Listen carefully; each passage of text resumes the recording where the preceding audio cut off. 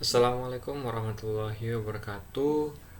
Perkenalkan, nama saya Fahri Abdillah, NIM 1704032024 dari kelas Manajemen Keuangan A, Teknik Industri USU, Universitas Sumatera Utara. Nah, jadi pada kesempatan kali ini saya akan membahas tentang kinerja keuangan. Apa sih pengertian kinerja keuangan itu? Kinerja keuangan adalah gambaran kondisi keuangan suatu perusahaan dalam periode tertentu, baik dari segi aspek penggalangan dana dan distribusi dana, yang biasanya diukur menggunakan indikator kecukupan modal, likuiditas, dan profitabilitas. Kemudian analisis kinerja keuangan bisa dilihat dari yang pertama itu perbandingan laporan keuangan analisis, kemudian yang artinya teknik analisis dengan membandingkan laporan keuangan 2 periode atau lebih dengan menunjukkan perubahan baik dalam jumlah atau absolut dan dalam persentase atau relatif. Kemudian metode yang kedua ada analisis tren, yaitu tendensi posisi. Nah, yang kedua ini adalah teknik analitik untuk menentukan kecenderungan keadaan keuangan untuk mengidentifikasikan kenaikan atau penurunan. Kemudian yang ketiga, analisis persentase per komponen atau common size. Nah, di sini teknik analisis untuk menentukan persentase investasi dalam setiap aset terhadap total atau total aset dan hutang. Kemudian yang keempat, analisis sumber dan penggunaan modal kerja. Teknik analisis untuk menentukan ukuran sumber penggunaan melalui 2 tingkatan. Kemudian yang kelima, ada analisis sumber dan penggunaan kas. Teknik analitik ini digunakan untuk menentukan kondisi uang tunai disertai dengan penyebab perubahan uang tunai dalam periode waktu tertentu.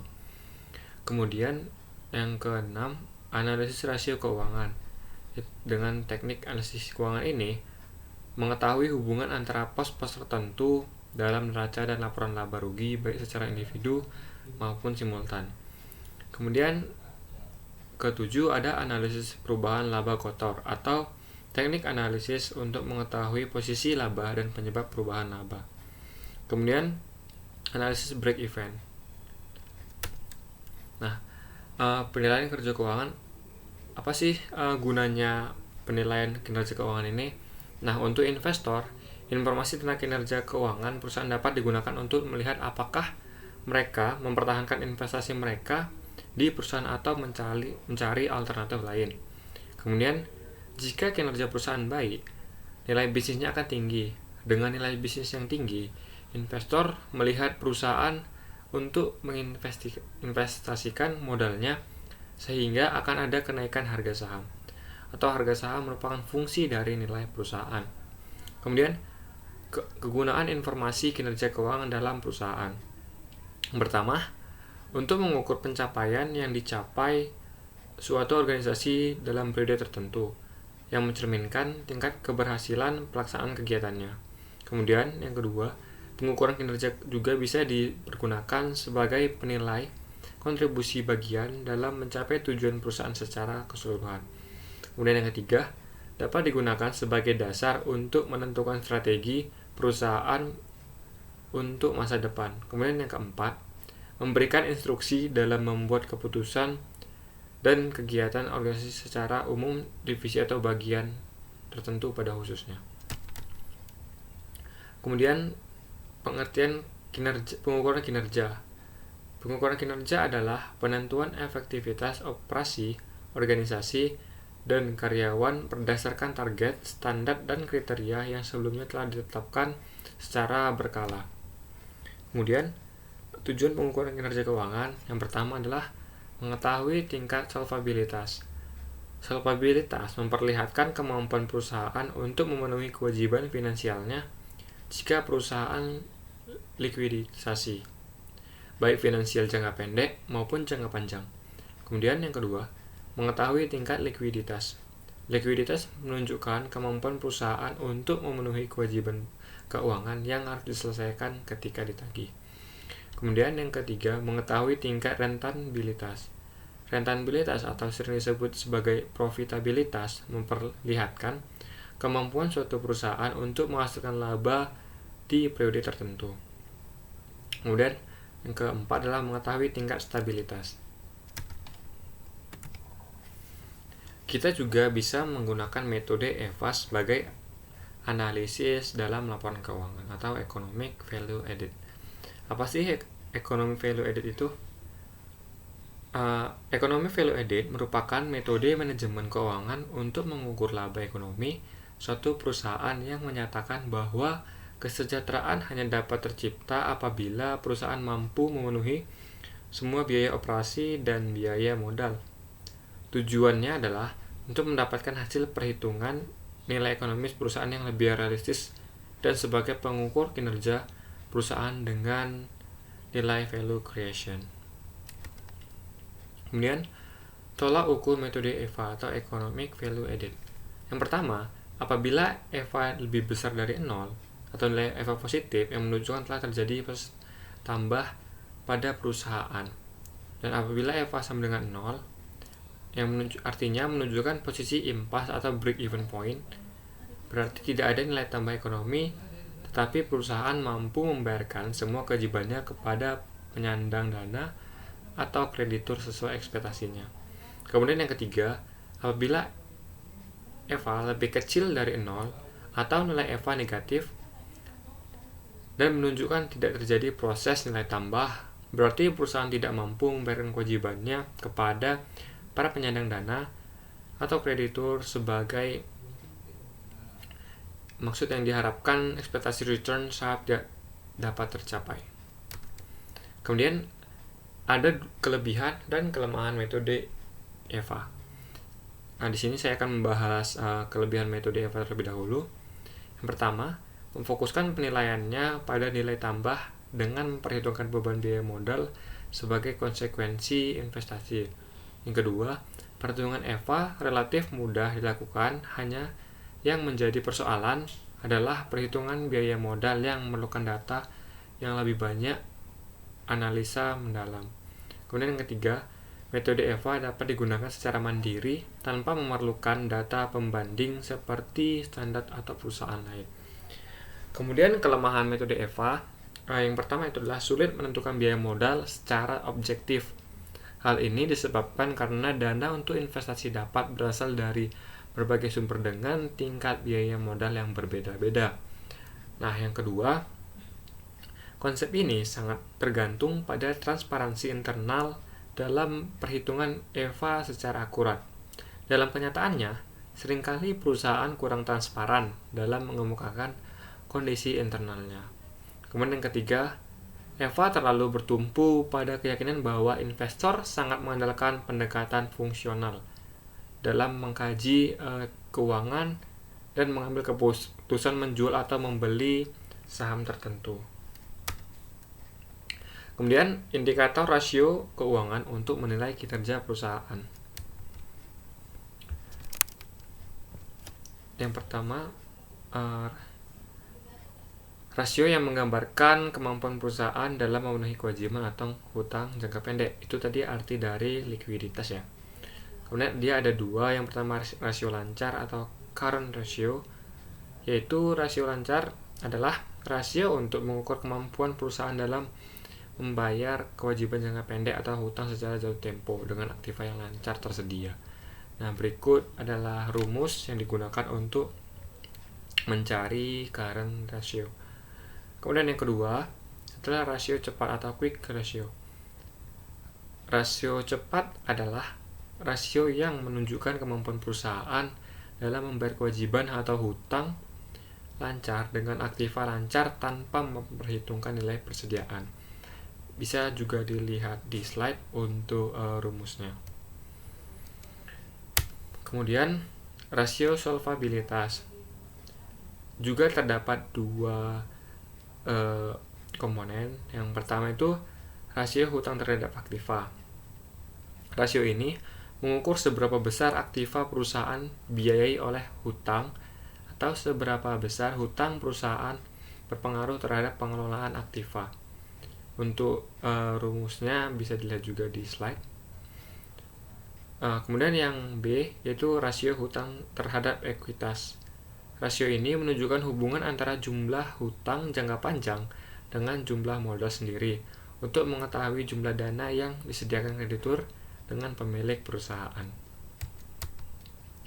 Kemudian rasio aktivitas. Nah, di sini juga ada 2 poin.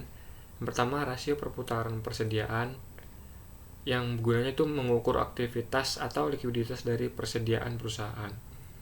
Nah, untuk rumusnya bisa dilihat.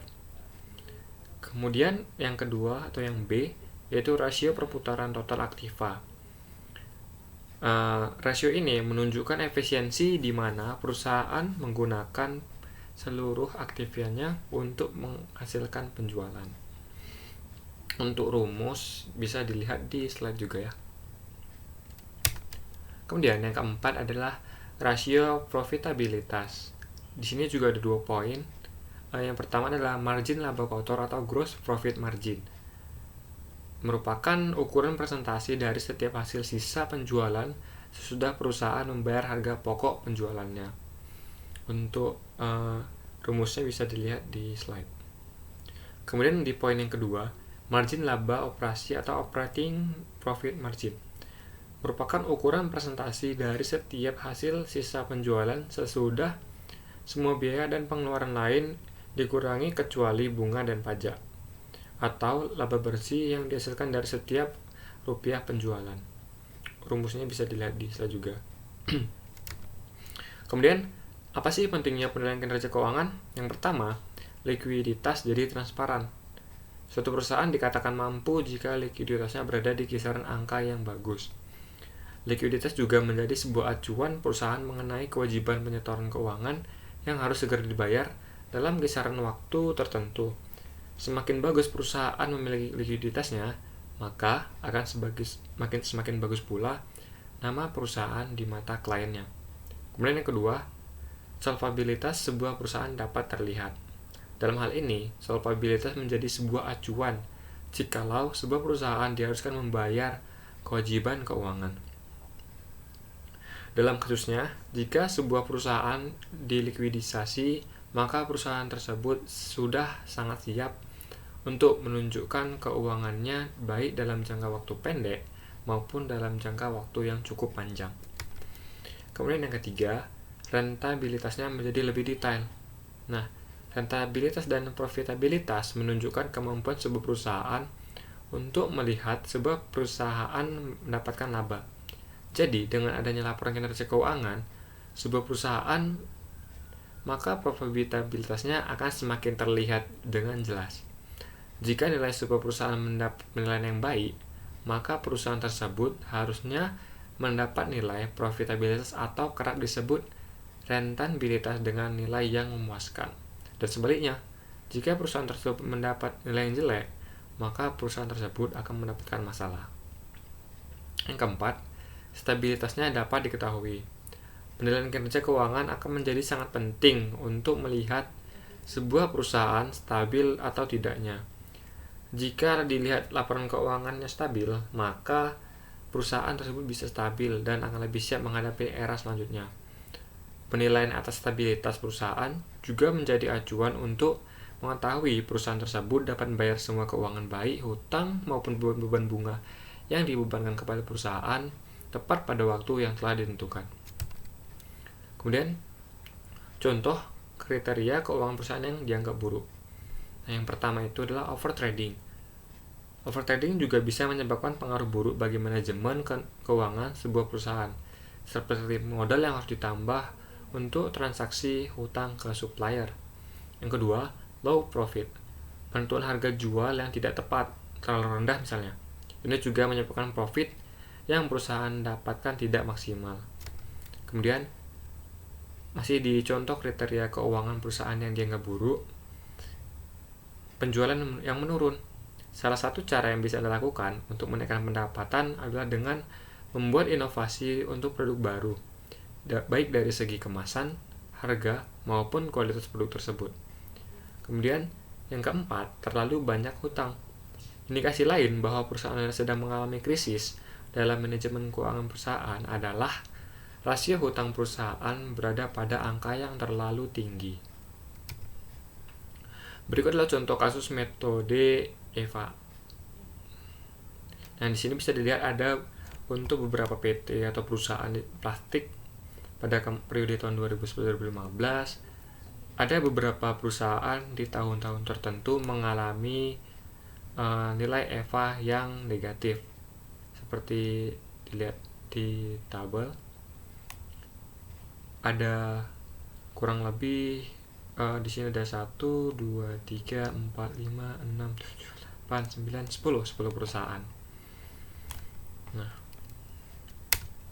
kesimpulan dari tabel tadi, perusahaan yang menghasilkan nilai EVA negatif seperti PT Arga Prima Nusantara Industri Tbk, PT Berlina Tbk, PT Indopoli Swakarsa Industri Tbk, PT Sekar Pratama Tbk, dan PT Trias Sentosa Tbk mempunyai nilai EVA lebih kecil atau negatif, berarti perusahaan tersebut tidak memberikan nilai tambah ekonomis bagi perusahaan selama 2011 hingga 2015. Perusahaan yang menghasilkan nilai EVA positif hanya PT Champion Pacific Industry Tbk. Artinya, manajemen perusahaan telah berhasil menciptakan nilai tambah ekonomis bagi perusahaan selama tahun 2011-2015. Kesimpulan untuk kasus metode EVA. Bagi investor, diharapkan melalui penelitian ini, investor kiranya dapat mempertimbangkan dan juga mampu untuk memilih lebih cermat dalam pengambilan keputusan untuk berinvestasi. Langkah awal yang baik bagi investor untuk berinvestasi yaitu dengan melakukan penilaian kinerja keuangan yang ada pada perusahaan. Kemudian bagi perusahaan dengan nilai EVA negatif yang terdapat pada beberapa perusahaan, sangat diharapkan untuk meningkatkan kinerjanya sehingga dapat menciptakan nilai tambah ekonomis bagi perusahaan di masa yang akan datang. Sedangkan untuk perusahaan yang memiliki nilai EVA positif, agar mempertahankan dan menciptakan nilai yang lebih tinggi sehingga mampu menghasilkan nilai tambah ekonomis bagi perusahaan di masa yang akan datang. Kemudian yang ketiga, untuk pihak lain, penelitian ini diharapkan dapat dipakai sebagai referensi untuk mengembangkan penelitian sejenis di masa yang akan datang terkait dengan EVA sebagai alat ukur kinerja keuangan perusahaan. Berikut adalah sumber dari slide yang saya tampilkan tadinya. Terima kasih. Mungkin demikian yang dapat saya sampaikan. Jika ada kekurangan saya, mohon maaf. Wabillahi taufiq wal hidayah. Assalamualaikum warahmatullahi wabarakatuh.